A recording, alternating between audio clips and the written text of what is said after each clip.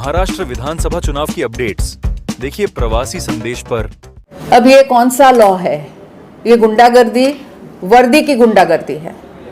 इस तरह से अगर इलेक्शन लड़ना है तो मैं मेहता जी से पूछना चाहती हूँ, अगर इतने ही डरे हैं, अगर आपको इतना ही डर लगता है तो पुलिस को बोलिए कि गीता जी को ही अंदर डाल दे।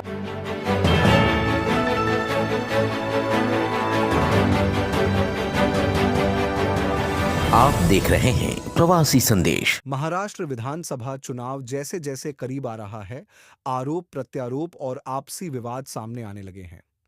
हम बात कर रहे हैं 145 मीरा भायंदर विधानसभा सीट की, जहां भाजपा उम्मीदवार नरेंद्र मेहता और वर्तमान विधायक जो निर्दलीय रूप से चुनाव लड़ रही है गीता जैन, इन दोनों के बीच में घमासान तेज हो गया है।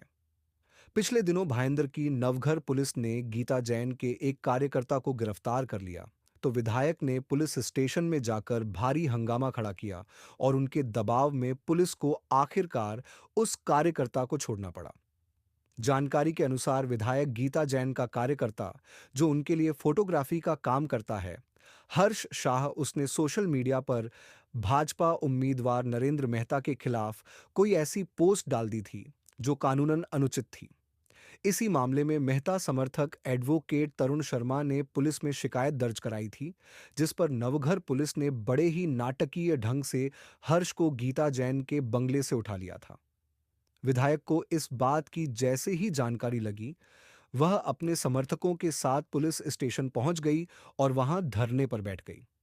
जब तक वरिष्ठ अधिकारियों ने उनके कार्यकर्ता हर्ष को छोड़ने का आदेश नहीं दिया, तब तक गीता जैन अपने समर्थकों के साथ नवघर पुलिस स्टेशन में ही बैठी रही। पुलिस स्टेशन से छूटने के बाद हर्ष जब गीता जैन के कार्यालय पर पहुंचा तो वहां पटाखे फोड़कर बैंड बाजे के साथ उसका स्वागत किया गया। इसके बाद गीता जैन ने मीडिया से बात करते हुए पुलिस पर मेहता के साथ मिलकर काम करने का आरोप लगाया। आइए सुनते हैं गीता जैन ने क्या कहा। करीब करीब 10 बजे मेरा एक प्रोग्राम था। मैं जहाँ जाती हूँ हर्ष मेरे साथ होता है एज अ फोटोग्राफर, तो मुझे 15-20 मिनट लेट हो गया उतरने में, तो मैंने फ़ोन किया हर्ष को, तो उसका फ़ोन बंद दिखा। तब तक मेरे पास एक सीसीटीवी फुटेज आया। हम ढूंढ रहे हैं हर्ष कहाँ है। मेरे को लगा कि रात को लेट सोया है, सो गया होगा, नींद आ गई है। आधे घंटे इधर उधर देखने के बाद जब सीसीटीवी फुटेज में हमें ये मालूम पड़ा, क्योंकि बाहर किसी ने बोला कि ऐसे वो हर्ष को गाड़ी में बिठा के लेके गए। मैंने सीसीटीवी फुटेज चेक किया, 4 लोग प्राइवेट वैन, कोई सिविल ड्रेस में आके उसको इस तरह से गले में हाथ डाल के लेके गए, कंधे पे हाथ डाल के। तो मैंने डीसीपी सर को फ़ोन किया, सर मेरा फोटोग्राफर को किडनैप करके कोई लेके गया है। क्योंकि आपको भी मैं फुटेज भेजूंगी, ऐसा ही लगेगा कि किसी ने किडनैप किया है। 15 मिनट बाद डीसीपी ने वापस मुझे कॉल बैक किया कि वो तो हमारे पुलिस थे जो इस तरह से लेके गए हैं। मैंने कहा किस लिए वो लेके गए? बोले 66 उन पे लगाया है। ठीक है, मैंने कहा नोटिस भेज देते, तो नोटिस भी बिल्कुल भेजा नहीं गया था। और वहाँ जाके उससे कोई 2-3 पेपर पे ज़बरदस्ती साइन ली गई, कौन से पेपर पे ली गई उसे भी नहीं पता है। और वो गुजराती जैन लड़का है तो उसको मराठी बहुत ज़्यादा समझ में नहीं आता है, तो उससे कोई 2-3 पेपर पे साइन ली गई। यानी कि इसका साफ मतलब है कि पहले उठाया और फिर नोटिस हाथ में पकड़ाई गई होगी। अब ये कौन सा लॉ है? ये गुंडागर्दी, वर्दी की गुंडागर्दी है। इस तरह से अगर इलेक्शन लड़ना है तो मैं मेहता जी से पूछना चाहती हूँ, अगर इतने ही डरे हैं, आप मंत्री को ला रहे हैं, आप सीएम को ला रहे हैं, योगी जी आ रहे हैं आपके लिए, स्मृति जी आई है आपके लिए, पीयूष जी आ रहे हैं आपके लिए, मैं तो अकेली ही इन सब से लड़ रही हूँ। अगर आपको इतना ही डर लगता है तो पुलिस को बोलिए कि गीता जी को ही अंदर डाल दें। और मैंने बोला भी पुलिस को, मैंने कहा प्लीज़ मेरे कार्यकर्ताओं को हैरान मत कीजिए, मुझे अच्छा नहीं लगता मेरी वजह से मेरा कार्यकर्ता हैरान हो, पुलिस स्टेशन में हैरान हो। आप मुझे ले लीजिए, मुझे बिठा दीजिए, 10 दिन में बैठने को तैयार हूँ। आसानी से जीत जाएंगे, क्योंकि मैं प्रचार करने बाहर जा नहीं पाऊंगी। कोई अगर उस पर गलत सेक्शन लग सकता है तो गीता जैन पे भी लग सकता है ना। ढूंढिए, लगाइए। अब सभी पत्रकारों को इतना तो समझ आता होगा कि अगर बिना नोटिस किसी को उठाना है और इस तरह से अनलॉफुल काम करना है तो वो दबाव के तहत ही होता है। और मैं पुलिस को भी कहना चाहूँगी, आप वर्दी पहन के बैठे हो, ऐसा न करो कि जनता का विश्वास ही पुलिस प्रशासन से उठ जाए। ये जनता को ये लगने लगे कि भले ही मोदी जी ने आंखों से पट्टी हटा ली है, लेकिन उनकी आंखों से नहीं तो फिर ये वीडियो में बोलेंगे उनकी आंखों से। मोदी जी ने हमारी न्याय की देवी के आंखों से पट्टी हटाई है। यहाँ तक शायद वो खबर पहुँची नहीं है। यहाँ तो पुलिस वैसे ही पट्टी लगा के ही काम कर रही है। मैंने पहले फ़ोन किया तो उन्होंने कहा हम 1 घंटा पूछताछ करके उनको छोड़ देंगे। मैंने वही पूछा उनको तो बोले कोई वीडियो उसने वायरल किया है, उसके लिए उसको हम लेके आए हैं। आप सबको एक बात मैं पूछना चाहती हूँ, वीडियो वायरल इसमें मैंने भी 10, 12, 15 वीडियो मेरे पास आए हैं। हालांकि मुझे समय नहीं है तो मैं और किसी को भेज नहीं पाती, लेकिन एक दूसरे को वीडियो या ऐसा कोई भी कंटेंट जो ऑलरेडी हमारे सोशल मीडिया पे है भेजना गुनाह है क्या? यानी गुनाह क्रिएट करवाओ। मज़े की बात, किसी ने जिसने ये वीडियो बनाया उस पे FIR नहीं है।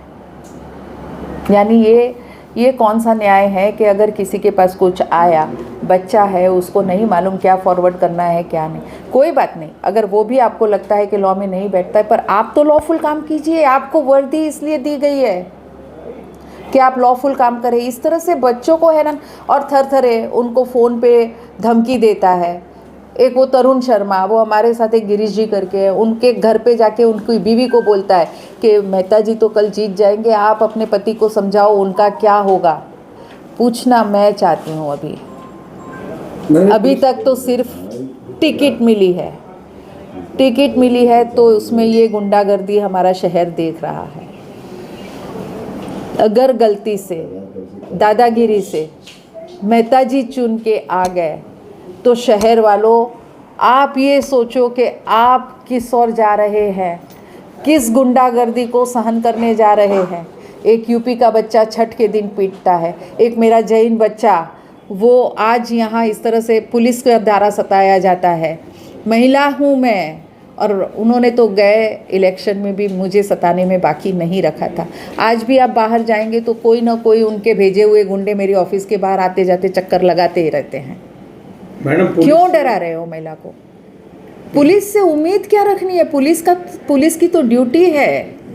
पुलिस की ड्यूटी है कि आपको काम करना है, निष्पक्ष रह के काम करना है, कानून के साइड जो सच्चा है कानूनन उसके साथ रहना है। आप खुद कानून तोड़ोगे तो ये शहर किसके भरोसे यहाँ बैठा है? मेरे एक कार्यकर्ता ने एक नया नारा ढूंढा वहाँ बैठ के, मेहता जब हारता है पुलिस को आगे करता है। देखिए, अगर ऐसा कोई कानून वो कहीं ढूंढ के लेके आए कि गीता जैन को जेल कर सके, तब तो मेरे पैर वो थमा सकते हैं, नहीं तो मैं कहीं भी रुकने वाली नहीं हूँ। जितना आपको अत्याचार करना है आप कर ले। और इतिहास गवाह है कि जब औरतों पे अत्याचार हुए हैं, अत्याचार करने वालों को भगवान ने सजा ही दी है। जो आज था, हम कोशिश, मेरे कार्यकर्ता मेरे लिए बहुत अहम है, बहुत प्रिय है, और यकीन मानिए उस कार्यकर्ता के लिए मैं सुबह से आज 2 बार, मुझे बताने में शर्म नहीं है, मैं रो चुकी हूँ, क्योंकि वो मेरा बच्चे जैसा है। और अगर मेरे कार्यकर्ता को आप तकलीफ़ दोगे तो मैं खुद पुलिस स्टेशन में इस तरह से जाके बैठूंगी।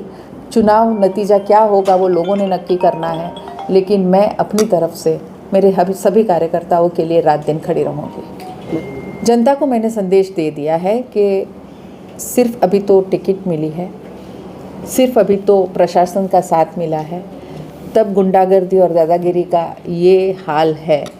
गलती से ये व्यक्ति चुन के आ गया तो आप शहर को कहाँ देखते हो, कितनी गुंडागर्दी शुरू हो जाएगी। हमने 14 से 19 में वो गुंडागर्दी का अनुभव किया है। मुझे डर है कि उससे भी बुरी गुंडागर्दी हमारे शहर में चालू हो सकती है। प्रवासी संदेश को लाइक करें, शेयर करें, कमेंट करें, सब्सक्राइब करें और बेल आइकन जरूर दबाएं।